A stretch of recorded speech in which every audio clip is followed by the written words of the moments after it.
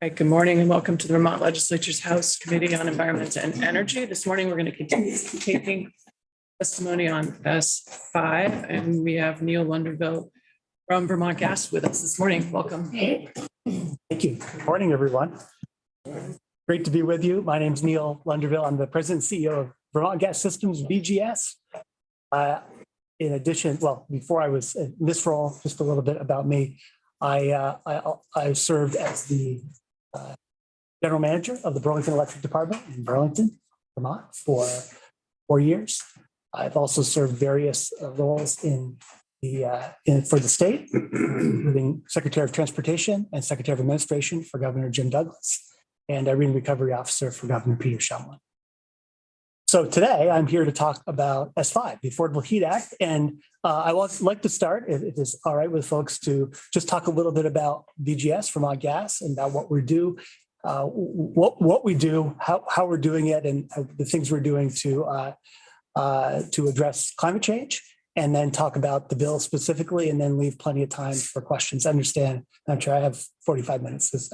Okay, but I'll probably take about 20 minutes or so to talk and then leave time for questions. But you always, of course, interrupt me at any point that it might be helpful to get clarification on something. So VGS, Vermont Gas Systems is our sort of formal name. We call ourselves VGS. You'll hear me refer to it as VGS a lot. VGS is the largest thermal energy provider in Vermont. We serve about 55,000 customers in northwestern Vermont, in Franklin, Addison, at Chittenden and Addison counties. We have a pipe that runs from the Canadian border at Highgate that runs down through Franklin, Chittenden, and down to Middlebury, a transmission pipe. And from that, we have distribution lines that run out to various communities and service lines that connect our customers. And through those lines, we serve natural gas directly to customers. That's been our principal business for over 50 years, going on 55 plus years at this point. So in that sense, we're a distribution utility. We're distributing natural gas, but we're also an energy efficiency utility. We have, like EV Efficiency Vermont today, we do thermal energy efficiency for our customers, a program that we actually started in 1992. So now over it's a lot of years, 30 years. So we've been doing energy efficiency work. In 2016, we got an order of appointment from the Public Utility Commission, and that makes us also an energy efficiency utility, an official energy efficiency utility. And more recently, we have sought to become an integrated energy services provider, meaning that we're doing more than just serving gas and doing efficiency, but also looking at a whole range of other innovative, sustainable energy ways to serve our customers, which I'm going to talk a lot about today. So we've always had a history of innovation at VGS, going back to when we first started the company. I wasn't there, obviously, but back in 1966, when the first lines were drawn in and the first customers were connected, we were displacing what was then a dirtier and more expensive source of energy, either oil or propane, in some cases, coal gas or manufactured gas. So right from our history, we were an innovation ourselves at the beginning. But over the last 55 plus years, we have been continuing that innovation. I mentioned the energy efficiency utility, and then bring us up to the sort of the forward time that we're in. In 2019, we set a new course with the launch of our climate action plan. We did that for a lot of reasons, and I want to spend a little time on that because it's important to understand that relative to our support for this bill. Our long-term objective. Neil? Yes. Our climate action plan, do you mean the states or? I'm sorry, the VGS climate action plan. So in 2019, the VGS launched our climate action plan. Why we did that? Our long-term objective is to provide net zero emissions energy to our customers at a price safely, reliably, and at a price that they can afford. We recognize that natural gas, despite the many benefits that we've been able to deliver to our customers, safe, reliable, It's affordable, something our customers really like. They're really happy to receive it. But despite all those benefits, it does contribute to climate change. It's in fact a significant driver of climate change. Generally, you look through the world. So we acknowledge natural gas plays a role in climate change. And with that acknowledgement means that we have a responsibility to address that. Now, we can't do that overnight. We can't just turn off the line and stop serving customers. That would be irresponsible. It wouldn't make sense. So in 2019, we launched our climate plan with the idea that we will undertake a transformation of our own business to serve in a more environmentally sustainable way without sacrificing the core values that make us who we are, which is the safe, reliable, affordable delivery of energy for our customers. So we're doing that in three principal ways. And these sort of are the building blocks for our climate plan and for all the work that we're doing. The first, and in a lot of ways, the most important, the place we always start when we think about climate action is energy efficiency. How can we use less energy? Because we have our own energy efficiency program, this is really easy for us. We start by thinking about how we can just simply deliver more energy efficiency services to our customers, how we get them to use less over time.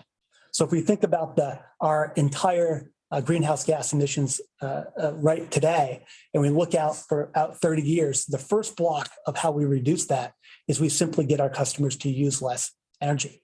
That is a benefit overall. And we know it's not just a climate benefit. But homes that are weatherized are also comfortable. They're put money in people's pockets right away. And I think there's strong support for weatherization among our customers, certainly among the legislature. One of the other roles that I have is the co-chair of the Energy Action Network Weatherization at Scale Network Action Team. Something we've been working on for years to work with partners in the legislature to, in fact, get more money overall for weatherization so that we can start to meet those very robust weatherization goals. At VGS, we want to do our part there, and that forms the cornerstone of our efforts around our climate plan. The second part of it is what we call our in-home innovation. This is how we are working to go inside of our customers' homes and help them with sustainable solutions to either use less energy at systems level or to make conversions to different ways to heat their homes. For instance, last year, we were the first gas utility in the country to launch an electric heat pump water heater program. Now, a lot of gas utilities won't even think about working on electric.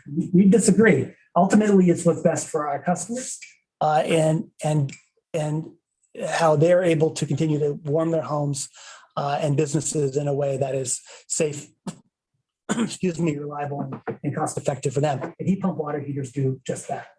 This year, we're launching a hybrid heat plan where we will be putting in electric heat pumps alongside of furnaces so that these systems are hybrid, using electricity when the system supports it and temperatures support it. And when it gets too cold, the natural gas system kicks on to make sure that it is even heat for our customers. We've been piloting this for some months, and we're a couple months away from launching this product.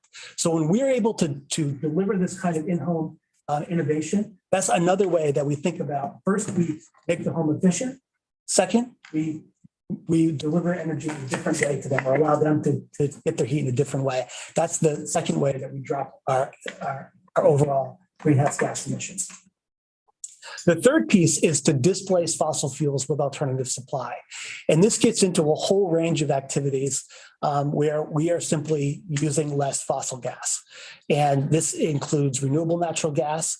It includes green hydrogen, which I can talk a little bit more about. It includes things like geothermal energy. How are we using ground source heat pumps or networked ground source heat pumps to deliver energy to people's homes? It also looks at things like district energy. We've been working for years with Burlington Electric in the city of Burlington to take the steam from the McNeil biomass plant in Burlington and pipe it up to the institutions on the Hill to displace fossil gas in their boilers. That's a project that we've been studying the feasibility with really closely with Burlington Electric in the city. And we ultimately hope to have a go or no-go decision very soon on that project. All of those things will displace fossil gas. That represents the third big chunk of how we reach our climate action plan goals. Our climate action plan goals, VGS's climate action plan goals, are also the Global Warming Solutions Act requirements. They align. We launched our plan in 2019. Global Warming Solutions Act was passed after that, but we said our 2030 goal is the state's 2030 goal, which is 40% less than greenhouse gas emissions than the 1990 levels. We believe that we are on track to do that, and ultimately, we believe that the Affordable Heat Act will help us achieve that goal. A couple other things about VGS before I turn a little bit more closely to the bill. We have about 140 employees that work in our company that work out of principal offices in South Burlington, but we have satellites in Addison County and Franklin County. We also, as I mentioned before, our energy efficiency program is pretty robust. We have a pretty large energy efficiency team, works really closely with EVT and also Burlington Electric to help customers. We think I mentioned that it's a cornerstone for us, but it's also a cornerstone that our customers really love it. We know from asking our customers, they really appreciate when our technicians can go in and help them get their homes more comfortable. And we also provide income qualified assistance programs to help the most energy and energy burdened and low income customers. A big part of when we think about affordability is we think about affordability for low and moderate income customers, those least able to pay. So a lot of our efforts are really targeted to think about how we can help those low and moderate income customers first, so that they have options to have sustainable, affordable, long-term energy for the long term. So one of the things that, as we've undertaken this journey since 2019 to work on our VGS climate plan, we have been pushing a lot of innovative ideas. I mentioned already the heat pump water heater program. I mentioned a little bit about our weatherization rebates for low and moderate income. We've also been doing a lot of research around geothermal. We actually participated in an electric boiler pilot with JP. We don't serve JP now. They actually have been a big propane customer, but they're installing an electric boiler to displace propane. It's a project that we got involved in. We got involved in it because we want to understand how electric boilers might be a viable solution, especially for large commercial and industrial customers. So we've also been involved, as I mentioned, the green hydrogen. We're doing a pilot project with Global Foundries, the semiconductor facility in Essex, and with our research partner UVM to pilot how we can use renewable energy to create hydrogen that's ultimately blended directly into the gas supply, displacing fossil gas at the boiler at the Global Foundries plant. We think hydrogen has a lot of value for large commercial industrial customers, which are really hard to decarbonize. We know this from the science. They can't just install a heat pump and do some weatherization work and help to displace all the load. We need things that can deliver energy at scale, and green hydrogen has some real promise to be able to do that. Excuse me. Yes, of course. One more time. Yeah. How you're creating the green hydrogen? Sure. It's the project that's still in the early phases of putting the engineering together for it, but we will ultimately use renewable electricity to run an electrolyzer that water will run over the electrolyzer, just H2O. It'll split the H2O into oxygen and hydrogen, and the oxygen will be released out, and the hydrogen will be captured. That hydrogen will be blended directly into the gas stream and fed into the boiler at Global Foundries. That hydrogen combusts, and when it combusts, because it unlike CH4, which does release carbon, CH4 being methane does release carbon, the hydrogen, the H2, the hydrogen doesn't release any carbon. It is sort of carbon-free energy. The early phases of that project will use power from the grid. The later phases of that project will use renewable power, some of which will be generated right at the plant. And the definition of renewable electricity is, for instance, solar, wind, hydroelectric. Yeah. So in doing all of this, this innovation work, one thing that we realized is that we can only go so far to be able to do that with the sort of the current statutory and regulatory construct. And that ultimately, in order to achieve the global warming solutions and requirements, we need some additional green book statute and regulatory framework to be able to do it. And this is something that we've been thinking about and working on for some time. And as I'll come back to, S5 does provide a lot of that framework for us to continue to grow in this direction in the future.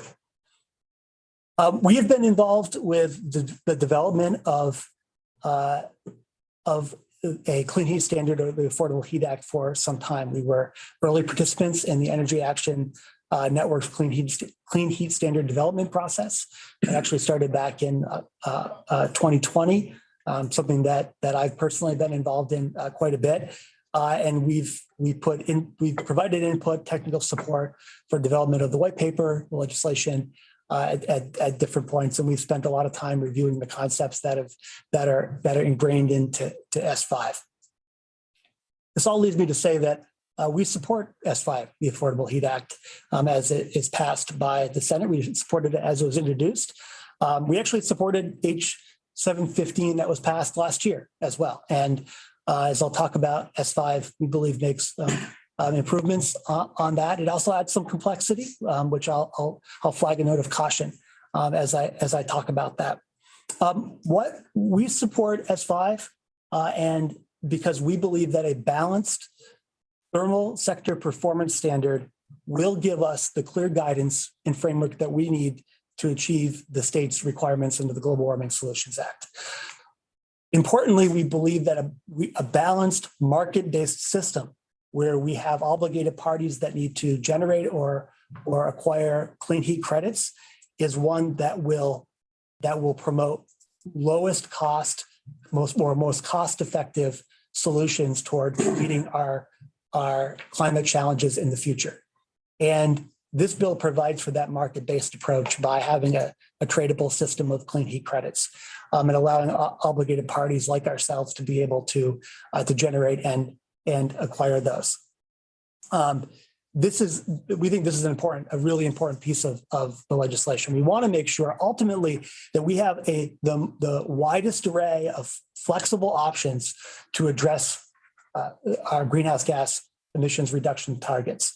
We also want to make sure that those clean heat measures are compared apples to apples. So there's a part in this bill, which I'm sure you've heard about, the life cycle emissions analysis. This is where every clean heat measure is compared against the other through a process by which you're studying the fuel pathway, you're studying the other carbon impacts of any measure, and then ultimately getting a score for those clean heat measures. This sort of life cycle emissions analysis, we think, is a really transparent, fair, and equitable way to achieve this that creates the market to allow the system to really work.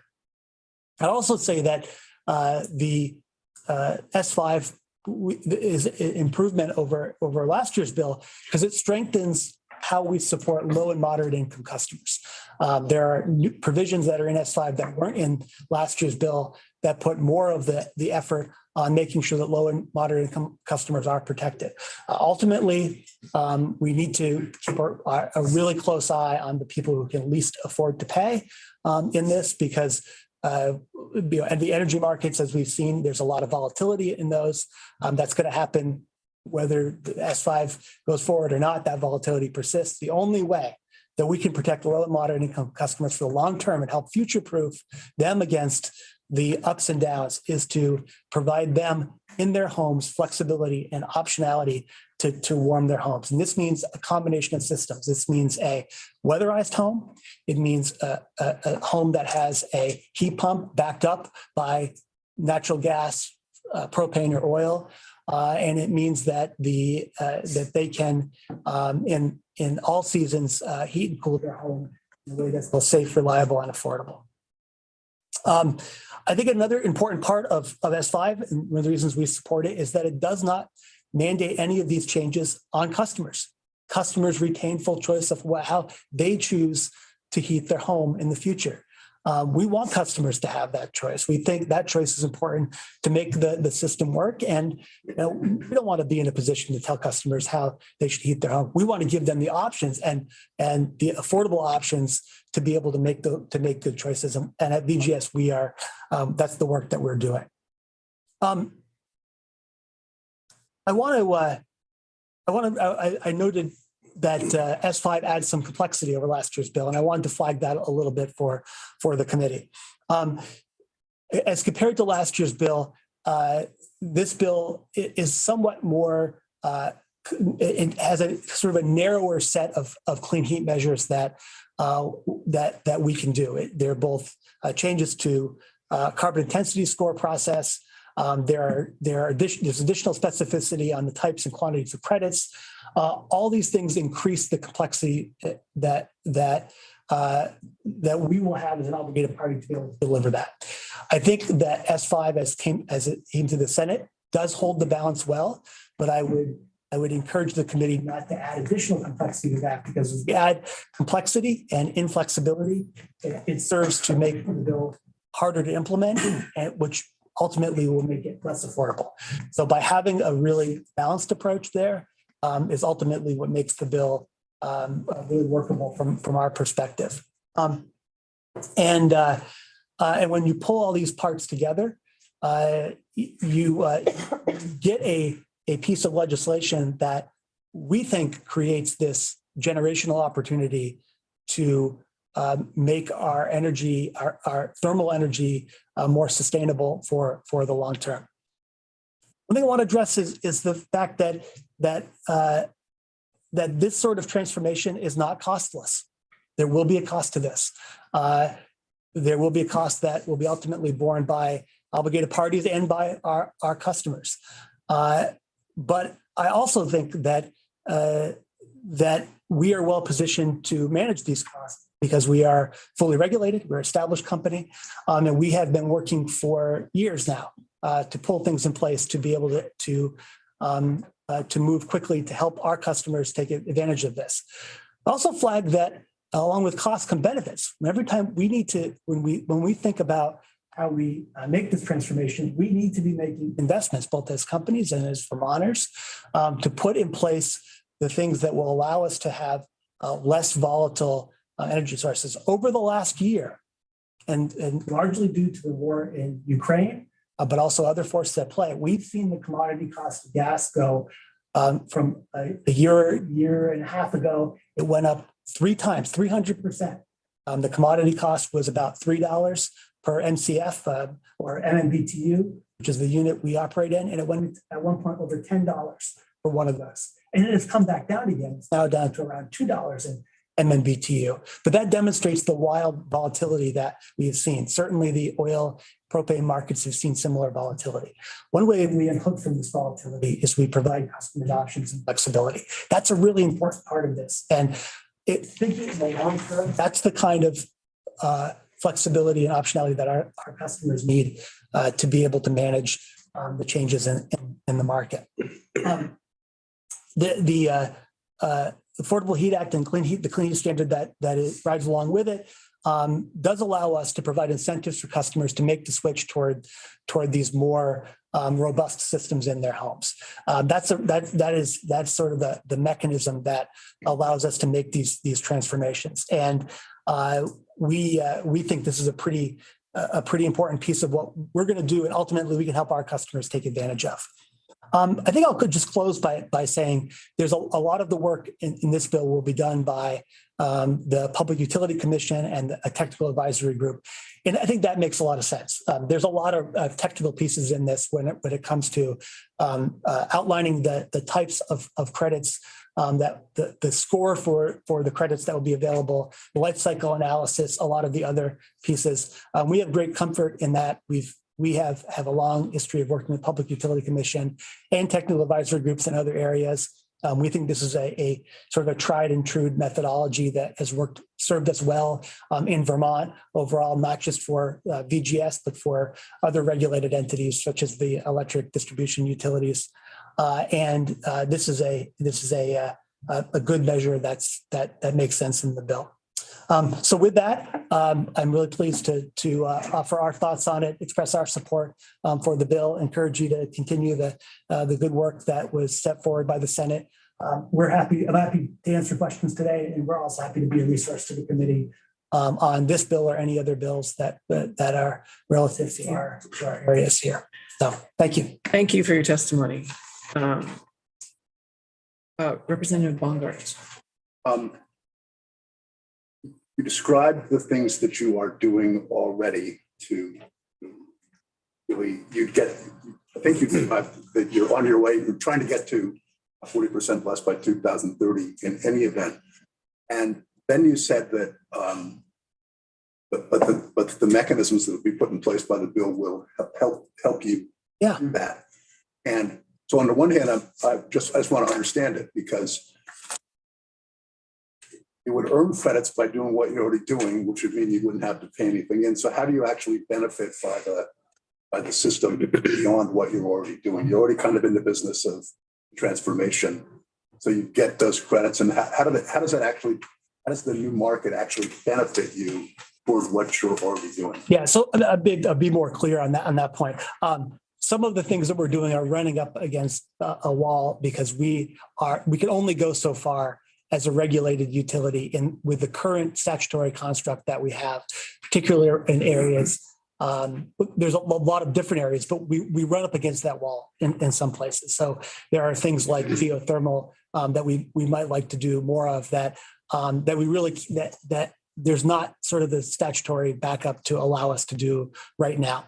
A Clean Heat Standard, Affordable Heat Act, will unlock some of those areas for us, because they will allow us to press forward sort of more aggressively into those spaces and deliver more value to our customers over the long term. So we need the additional statutory framework to be able to have the regulation that would allow us to go forward in those areas. So if we didn't have something like this, we'd have to get creative and find other ways to do it. But ultimately, this sort of framework as a performance standard as set forward in S5 does give us much more latitude to be able to do that kind of work, and at a quicker pace, and ultimately, I think, at a more affordable cost for our customers. Can you just elaborate a little bit more about some of the roadblocks that you're running into, the regulatory obstacles? Why are they there, and what exactly is going on with some of that? Yeah, and I'm happy to talk about a few of them. They're all there for good reason. You know, there's a long history of strong, solid regulation. A lot of it has to do with how we operate in our footprint. That is the area where we have pipe and have our customers connected. Ultimately, we'd like to be able to add additional customers. We have things like geothermal, network geothermal, that might be outside of our service territory, because we are a gas utility, regulated gas utility. That is sort of there's an interpretation that we are restricted to our service territory. Ultimately, a Clean Heat Standard would allow us to move outside of that service territory, serve new customers with the safe, reliable, affordable energy that we think we can provide. That's, I think, one example where this bill certainly would help that. There are probably other examples, but that's the first one that springs to mind. Thanks. Representative Sakowicz, then Smith. Yeah, thank you. I have the same question as Representative Bungart's, and I was very curious, very interested in your answer. And I guess I still don't feel like I understand what the disconnect is for you between what your plans are already and how it would be helped with S5. It seems like you've said that it would, that there's things that would open up, but I'm wondering if you could really be just a lot more specific about, like, maybe just pick an example of how this bill would help you do something that you wouldn't be able to do otherwise. We'll take geothermal as a good example for this. We recently petitioned to the Public Utility Commission to do a geothermal pilot in Rutland. Rutland today is outside of our service territory. Our service territory extends only to Middlebury, which is where our pipe is. Ultimately, the Public Utility Commission denied that application for us to do that pilot, in part because it is outside of our service territory. Now, with a clean heat standard in place. That is the kind of activity that would displace, in this case, propane for the customer by putting in a ground source heat pump that could deliver the energy more cost effectively and with a lower carbon profile. Clean heat standard would give us the ability to do that kind of project, get a clean heat credit for it, and use that clean heat credit against our annual obligation. So that's a really concrete example of where in real life where we can't take action because we don't have the statutory framework that will allow the regulators to give us the ability to move in this direction. That's helpful. Representative Smith. Thank you. Going along, thank you. Going along with Representative's question, can Vermont Gas succeed without S5 to succeed at their goals? Yeah, I mean, we're a tenacious and creative bunch, so we're gonna work with whatever is put in front of us. But at the same time, I think we will be able to thrive more with S5 and able to make our work toward our climate goals and we serve our customers better with a bill like S5 in place. Specifically a performance standard that allows for a balanced market-based approach to reducing greenhouse gas emissions over the long term. That is, a program like that, which gives us the agency to have a lot of flexibility in how we deliver those greenhouse gas emissions, really allows fuel providers to be creative and to really find those low-cost solutions that will allow us to both meet our environmental goals, but also keep costs low for customers. So we ultimately need something like S5. If we didn't have it, it would make it more difficult for us to get there. But you could succeed. Well, I think I'm like I said, tenacious and driven. So we're going to find a way to succeed no matter what. But to be clear, I think a program like S5 or to be set in place through S5 would allow us to do that more quickly and in a more robust way that would serve our customers better in the long run. Thank you. And another question.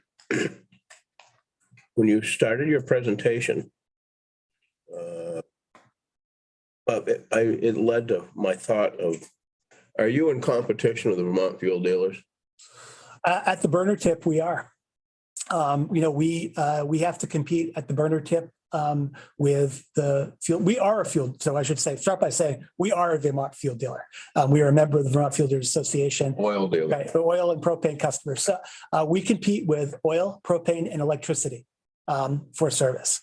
And that's happening today. It's been happening for the last, 55 years, plus years for our customers. So we are in competition. Okay. I was going to try to find out while I was listening to your testimony, how many mobile homes are in Vermont. And I will find out, and I don't need an answer now. Okay, not sure I know. No, I'm sure. But from what I understand, heat pumps are not going to work in a mobile home. And there's no such thing as a $3,500 heat pump in a mobile home because of the added expenses to set up a mobile home, if they can be even set up. How are you going to help these low-income people?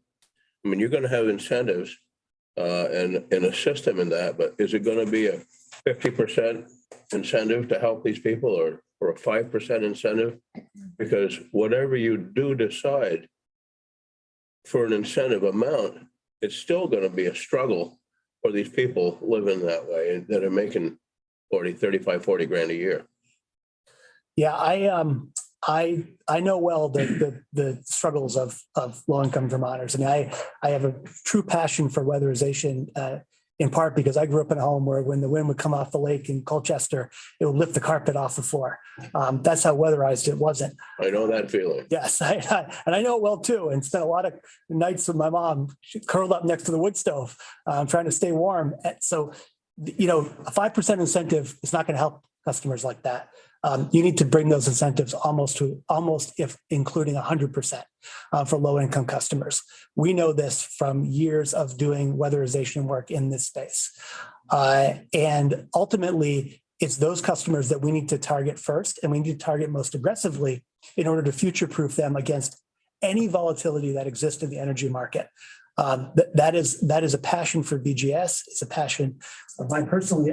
But I'd say that in the energy, with all the weatherization providers and field providers, you'll hear that common refrain. We want our customers to be warm. Warmth is the key. So That's the business that we're in. So with a clean heat standard, we're both obligated by the bill in order to deliver incentives for low and moderate income customers, but also in practice, if we want to be able to weatherize those homes and do other upgrades, we're going to need to bring those incentives way up. Not every type of improvement is going to be available for every type of home, whether that's a mobile home or just a standalone home. You know, they really truly are custom jobs for everyone. I know that it is, when you look at mobile homes in particular, some things might not work and other things might. I think we have to look at the one-off occasion, but importantly, we can't ignore them. We need to look at them squarely and address them early in this bill. And regardless of what you do this bill or not, that needs to be part of the policy of the state, is helping those low-income Vermonters get off the roller coaster of volatility that we've faced in Vermont with energy prices over many years now. thank you. Thank you. Sibilia. Yes, thank you. Thanks for your testimony this morning. So I think you gave a great example about the Rutland geothermal project that you're in. For me, when I think about over the years that we've been talking with fossil fuel dealers, I myself for years have been saying, how do we help you transition your business? Because we know that you all are key. You have your customers, you need to keep them warm. We know fossil fuel, there's a lot of pressure to reduce it. How do we help businesses? And so this is a great, I love that example of how you are diversifying your business model and also adding workforce into this transition, which is key. You're in a place where there may be not be workforce. You have another example. So I've heard you talk about some of the pilots that you're doing. Do you have another example of diversification, how your business is transforming to meet the transition? I do. And let me talk a little bit about let me give you an example. I'll talk a little bit about the forces at play. So one of the large forces at play in the energy sector globally, certainly nationally, and here in Vermont, is decarbonization. So any business that is in the thermal energy sector needs to be thinking about decarbonization as one of the major trends that's affecting us for the long term. It's not the only trend. There are other trends like digitalization, decentralization. This is digitalization being like tying our technology to sort of the bits and bytes to the molecules and electrons, and decentralization, how energy is being produced in a smaller scale and being reconnected to the greater grid. But decarbonization is one of those big trends. And so we are thinking about how we can decarbonize across all of these sectors. Let me talk about district energy. I think this is another area that may be a helpful construct, because it deals with something that feels a lot like the business we do now, but is a lot different. So district energy and also network geothermal, they're kind of the same idea, is that you lay pipes in the ground that connect to a thermal energy source that delivers either steam or hot water to a networked series of buildings. The big difference is that it's not gas. So unlike our business now, which we take pipe, we put gas through it. This we take a pipe, we put water or water in water form, or a liquid form, or water in steam form through that pipe. This is a pretty big move for gas companies. I mean, gas companies have known one thing for a long time, which is putting gas into that pipe, pushing it to the customer's home, running it through the meter, and being done with it. But one realization that we had is that pipe is really agnostic to what flows through it. It's just a pipe. The pipe doesn't care what's in it. In fact, the pipe that we use for geothermal and district energy is the very same pipe that we're going to use to put natural gas in. High density polyethylene pipe you put in the ground. One has a blue stripe and one has a yellow stripe. Yellow stripe for gas, blue stripe for water. They're very, very similar. So we think about, when you talk about workforce, we're thinking about how we can take our existing workforce and transition them from putting one type of pipe in the ground, actually putting the same type of pipe in the ground, but running a different medium through it to deliver energy. To us, that's a really powerful transformation. We are using the skills that we have honed over 50 years of delivering this kind of energy to customers and tweaking them just slightly to deliver the safe, reliable, and affordable energy for our customers. So I think we think there's great promise for both district energy, which we look at Burlington, which is steam energy, and geothermal, where we are looking at a variety of different different projects that are either networked or single source. This is an area where companies like ours can press ahead and deliver real results for customers. Thank you. My second question is around the creation of the market versus just a direct appropriation towards weatherization or fossil fuel reducing measures. Can you speak to the advantage of going with a market? Yes. Or lack thereof, as opposed to a direct appropriation? Yeah, I believe in markets. I think that markets will, over the long term, provide the most cost-effective and ultimately the most innovative solutions to challenges that we face. Certainly, there's a lot of applications of direct appropriations that make sense. But if you're looking for a long-term, systematic, generational change to how we heat our homes in Vermont, homes and businesses, and run our processes, then we need to be thinking about a market-based approach to that. There are a lot of, I'm sure the committee's heard other examples of states that have delivered this kind of market-based solution and the benefits of doing that. Thinking of Oregon in particular, and California with on the transportation side. So I think that these models have been shown to work.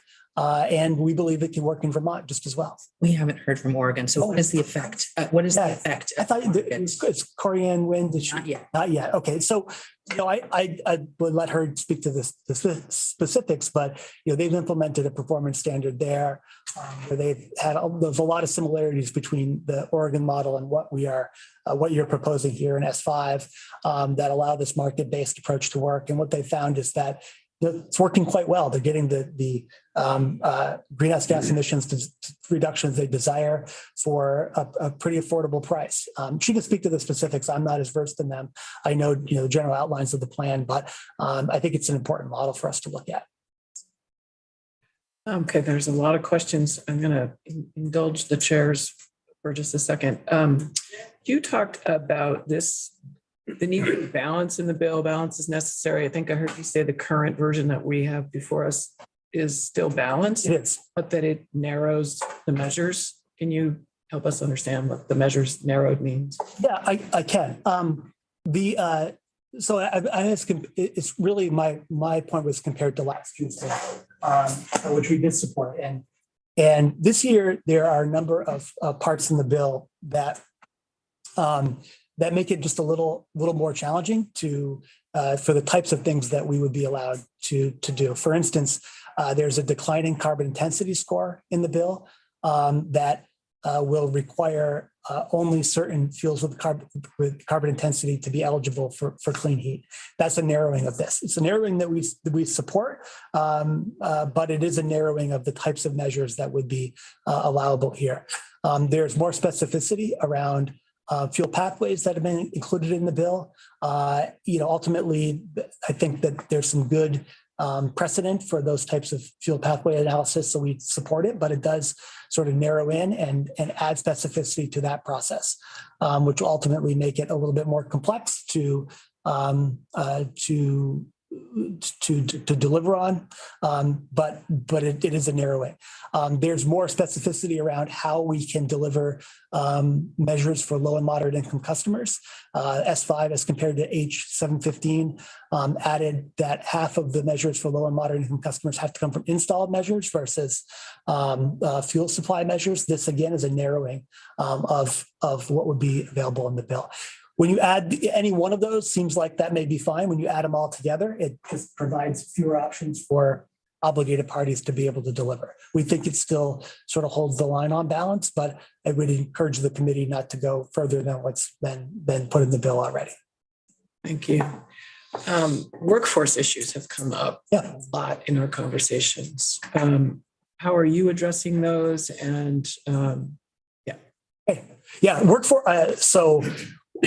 we have one of the largest thermal workforces in the state of Vermont. And part of our team, we have almost 30, we call service technicians. These are the folks who go into people's basements and crawl spaces to work on furnaces and boilers and actually do the work. So we have, I can say that over the last year plus, we have worked very hard to make sure that the team of service technicians is fully staffed, that they're receiving a really, really fair pay and good benefits, in part because we have high demand and we have a lot of customers that want to do the work that's contemplated in this bill. And so we want to be able to both address all the service calls that we might have in any given year, and also push into new directions to do installation of those electric heat pump water heaters or hybrid heat systems. So I do think there are, writ large in the state, we do have workforce challenges in nearly every sector. I think that one a positive addition in S5 is the inclusion of a potential study in this bill. A potential study is something that will look at those workforce challenges in addition to other market conditions that exist and give our regulators and the legislature a picture into what is achievable in the next 3, 6, 9-year term. Potential studies are a real, and other folks who are here can probably speak to them better than I can, but potential studies are a well-known tool in the space of energy efficiency. We do a potential study before each of what's called a triennial plan, our 3-year plan for energy efficiency that looks at all the things I just mentioned. It gives you a sense of what's possible.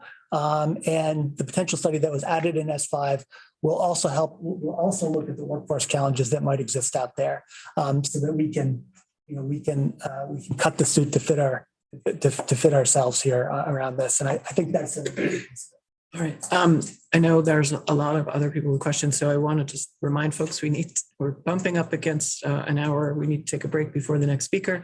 So I'm going to prioritize people who haven't asked questions yet. So Representative Morris and Pat. I'll go fast too. I'll try to speak fast too, and Okay. maybe I stumble when I do that. Apologize.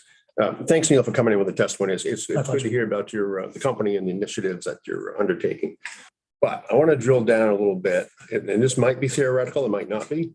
I'm sure you have expectations, but we've had a couple of previous representatives ask you about you're earning credits now with your installs, or you would be earning credits under this bill, right, due to the initiatives that you're undertaking now. And the question was asked is how will they pay you back? And I just want to put this into a formula. So you're going to undertake initiatives to reduce the fossil fuel usage, right, but you're going to be installing alternative initiatives that are kind of like paying for themselves. And so less gas, more cost. I'm just wondering if you have an expectation on what that's going to mean price per unit or measure. Yeah, just to the first part of your question, these when we are doing a lot of the things that I've talked about that would be qualified as clean heat measures, there is a cost associated with those. By doing those early, we think that we're ultimately lowering the long-term cost to our customers. So by doing them early, trying to take advantage of opportunities right now in the market to do things like the heat pump installation or geothermal or renewable natural gas, et cetera, we are minimizing the cost. We're trying to draw down the most cost-effective credits by doing them early. So there's the benefits to us and to other fuel providers who take advantage of that is by doing things that are creditable later at a lower cost today. And I think that's a key point in this. That's why that's one of the things that this bill would unlock, and that's to the long-term benefit of customers. To the extent that we can deliver early action at a lower cost, that means that we're keeping our costs down for customers. We have a lot of, as a fully regulated established company, we believe that we can deliver S5 to our customers in a way that is cost effective. Everybody's experience will be a little different because it largely depends on if you've done some of the installation, done the work on the front end to diversify how you're warming your home or business. And so importantly, doing early action to help customers make some of these changes early now will future-proof them or insulate them against price volatility in the future that could come from any quarter. That's why we're trying to get ahead of it early. And that's why we've been trying to get ahead of it even without this bill, is that we think that you're going to see that volatility into the future. And we don't want our customers to experience that. So that's why we're moving quickly on this. And that's sort of how the mechanics work inside of it for us. You don't, I'm still not hearing, Yeah. if you have an expectation on what the cost might be per unit. Oh, well, we've done some preliminary analysis, but there, as the bills continue to move to the Senate and things change, that, I'm not prepared to offer, a number on that. I have said that it's not going to be, it's not free. There's a cost to this that will be borne by folks involved. We think we can manage that cost and keep it affordable. And ultimately, for people who are able to take advantage early to diversify their fuel supply, that they'll mitigate any of that increased cost pressure in the future. Thank you. Thank you. Representative Pat. A couple of questions. I'm trying to understand as a regulated utility, and I'm trying to, as you know, I'm trying to distinguish between the world I'm familiar with, Yes. and Vermont Gas. Are there, by statute and regulatory action, electric utilities are now allowed to spend money on things that they were never allowed to spend money before because they were not, quote, used and useful in delivering electricity, tier 3 things like that. Is that an issue for you? I mean, you mentioned a project that where the PUC turned you down. Are there things that are you subject to the similar kinds of requirements that everything you spend money on that regulators are going to be approving must be used and useful Yes. in delivering your product? Yes, I mean that is getting into the sort of the regulatory reads of it. Yeah, we need to make sure that we're making prudent investments that are ultimately used and useful to our customers. And by adding additional, so the S5 expands the types of activities that would be considered prudent and used and useful. And that's very helpful as we work toward meeting the state's requirements set forth by the Global Warming Solutions Act. And that because of S5, the PUC would consider those as used and useful, whereas if 5 years ago they might not have. Right. I think certainly we're seeing an evolution across all these sectors as to what we think of as used and useful and least cost relative to our goals. And the specificity that S5 would bring, we believe, would give our regulators more ability to help us, meet both the state's goals and our own goals inside of a regulatory construct. So a different question. When you talked earlier about different products that you might be delivering through your pipeline other than natural gas. So I understand this again from an electric point of view, but if you insert a biogas, some amount of biogas into the pipeline somewhere, right?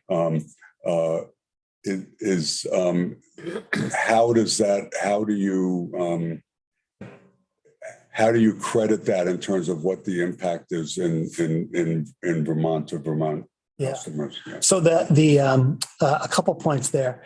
First is that the North American natural gas grid is fully interconnected. So both Canada and the US. So that's important. It's a little different than the electric grid, whereas they're regional independent system operators, ISOs, that operate with limited interconnections between those regions. The gas grid's fully connected.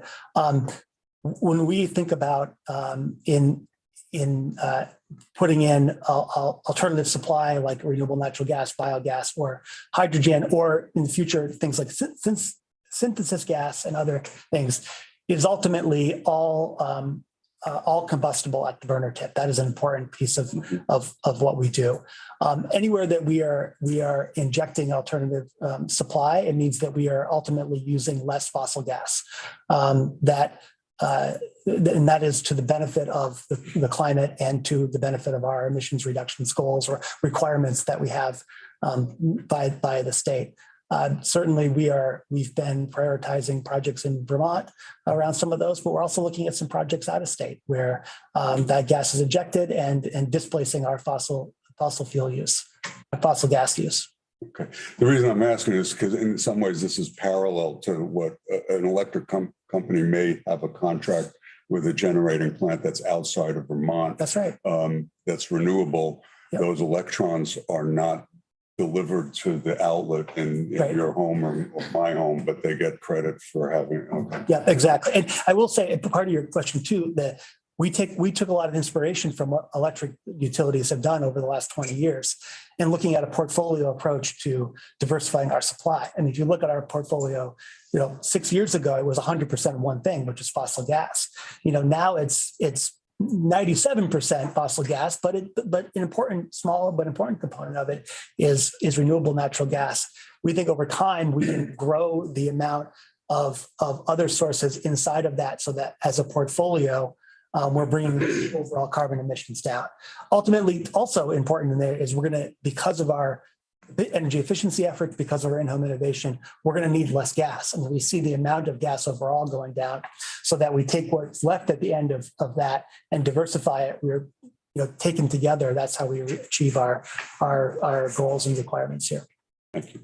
Right, Tori, then Logan, and then we need to take. Thank you. Thank you. My question is about supporting lower and middle income customers to do all of the work. It's complicated to get your house in order. Is there, I think I saw there's a program, a pilot, the Clean Heat Homes. Clean Heat Homes, yes. Are you part of it? Yes. Can you tell us a little bit about the financing side? Yeah, I can tell you part of it. I'll tell you the parts I don't know. So we a group, a partnership submitted a congressionally directed spending request. Senator Leahy ultimately funded $8.5 million for Clean Heat Homes. And Clean Heat Homes takes a comprehensive approach to helping low and moderate income Vermonters diversify their energy supply, doing all the things that I just spoke about, but doing it in a way that is really seamless to the customer. I mean, you identify a challenge in this space, which is these things are fairly complicated. You got to, not only are the systems complicated, but you have to talk to the energy efficiency person. You got to talk to the boiler person. You got to talk to the, whatever the other energy systems are. Well, Clean Heat Homes ultimately hopes to make that fairly seamless, working with Efficiency Vermont, who has, best in class sort of practices around delivering these kind of results for Vermonters. Ultimately, I think there's a appropriation that the governor proposed in front of the legislature that would add additional funding to this. In the end, that the federal funding plus any additional state funding helps to provide sort of the wraparound service to augment and complement things like the weatherization assistance program, any distribution utility incentives, any incentives that come out of a clean heat standard, or any other incentives that may ARPA incentives that come down from the federal government, or the IRA. I'm sorry, that's the Inflation Reduction Act incentive. So with clean heat, is kind of think of it as the wrapper to help customers really deliver that well. There's also a program, Green Saving Smart, that's being led by the WAP agencies. That is I think will integrate really well into the Clean Heat Homes program, and ultimately we're trying to make it as simple as possible for folks to take advantage of this. And it's one of the reasons we're excited about it. We've been working with our customers for decades.